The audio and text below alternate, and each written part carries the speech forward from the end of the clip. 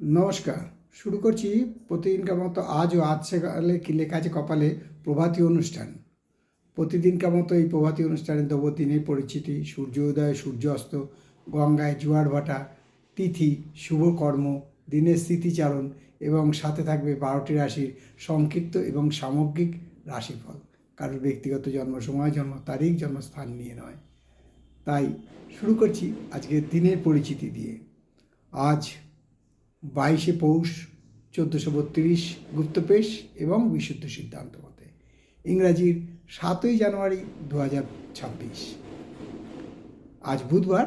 আজকে সূর্য উদয় হয়েছে ভোর 6টা 22 মিনিটে এবং সূর্য অস্ত যাবে বিকেল 5টা 1 মিনিটে। আজকে তিথি চলছে চতুর্থী তিথি এবং এই তিথি চলবে বেলা 11টা 47 মিনিট পর্যন্ত। আজকে গঙ্গায় জোয়ার আসবে বেলা 12টা 56 মিনিট এবং রাত্রি 1টা 1 মিনিটে। আর ভাটা আসবে বিকেল 5টা 46 মিনিটে এবং আগামীকাল ভোর 5টা 51 মিনিটে। এই হলো গঙ্গায় জোয়ার ভাটা। তিথি বলেই দিলাম। শুভকর্ম, শুভকর্ম আজ আছে। এবারে আসছি দিনের স্মৃতিচারণে। দিনের স্মৃতিচারণে আমার কাছে এখনও অবধি তথ্য নেই। এবারে আসছি জ্যোতিষশিক্ষা আসরে আপনারা যেসব প্রশ্ন রাখেন তার মধ্যে একটি উল্লেখযোগ্য প্রশ্ন করেছেন সুদূর বরপেটা থেকে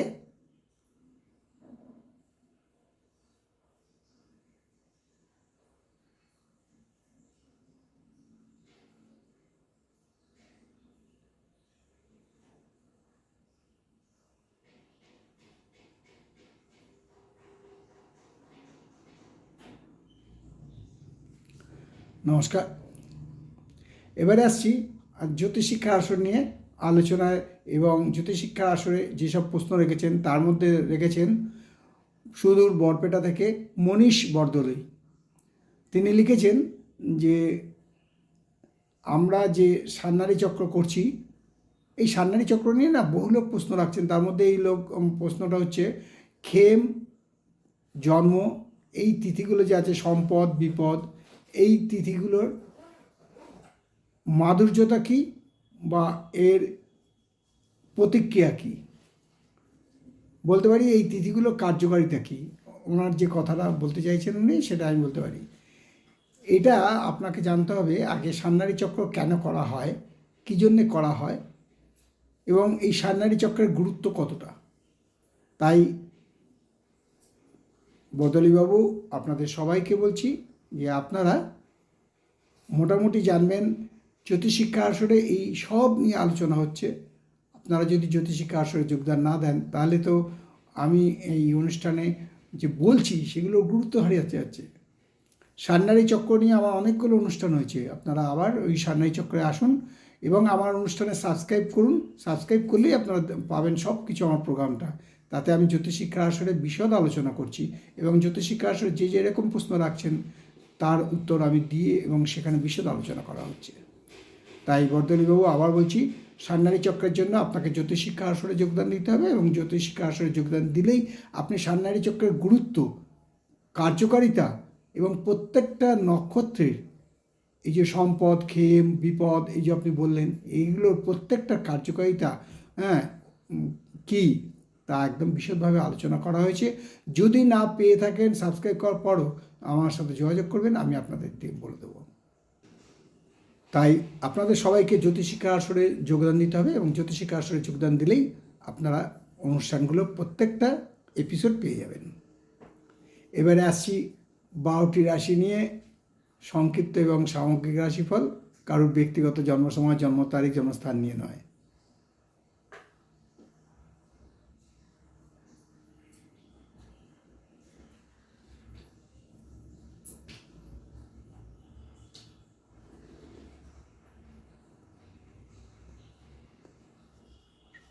তুমি কি বেরোবে?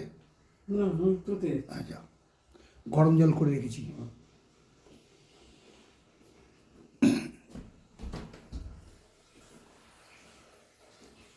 12টি রাশির প্রথম রাশি মেষ।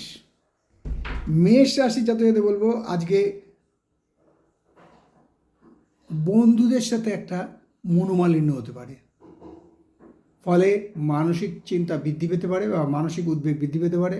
শরীর ও স্বাস্থ্য ভালো থাকবে, আয়ের কোনো তারতম্য হবে না।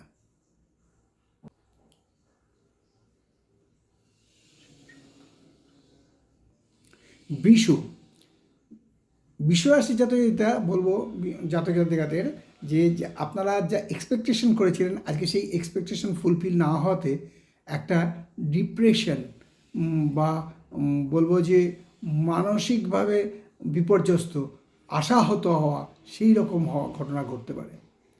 শরীর ও স্বাস্থ্য ভালো থাকবে, আয় হ্রাস পাবে। মিথুন রাশির জাতকদের বলবো আজকে সন্তানের জন্য আপনার উদ্বেগ বৃদ্ধি পাবে, মানসিক উদ্বেগ বৃদ্ধি পাবে। শরীর ও স্বাস্থ্য খুব একটা ভালো থাকবে বলে মনে হয় না, তবে আয় বৃদ্ধি পাওয়ার সম্ভাবনা প্রচণ্ডভাবে বিদ্যমান।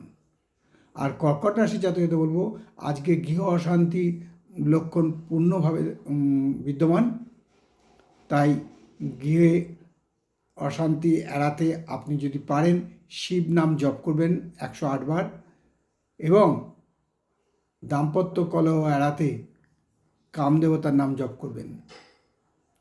শরীর স্বাস্থ্য ভালো থাকবে, তবে মানসিক উদ্বেগ বৃদ্ধি পাওয়ার দরুন আয় হ্রাস পাবে। সিংহ রাশি যাতে এটা আজকে বলবো আজকে ডিপ্রেশনে ভুগবেন, কোনো কিছু সাকসেস কেন হচ্ছে না সেই নিয়ে চিন্তায় ডিপ্রেশনে ভুগবেন, ফলে শারীরিক এবং মানসিক বিপর্যস্ত হতে পারেন। শরীর ও স্বাস্থ্য খুব একটা ভালো যাবে বলে মনে হয় না, তবে আয়ের কোনো তারতম্য হবে না। আর কন্যা রাশির জাতকদের বলবো আজকে বলে না যে কনফেস করো, সেই কনফেস করার মতো হবে, আত্মগ্লানিতে ভুগবেন। শরীর ও স্বাস্থ্য ভালোই থাকবে, আয় বৃদ্ধি পাবে। তুলা রাশির জাতকদের বলবো আজকে লোকেদের সাথে মতানৈক্য হবে, ফলে আপনার মানসিক চিন্তা দূর হবে এবং মানসিক শান্তি বৃদ্ধি পাবে, আয় বৃদ্ধি পাবে, শরীর ও স্বাস্থ্য ভালো থাকবে। বৃশ্চিক রাশি জাতকদের বলবো যে আজকে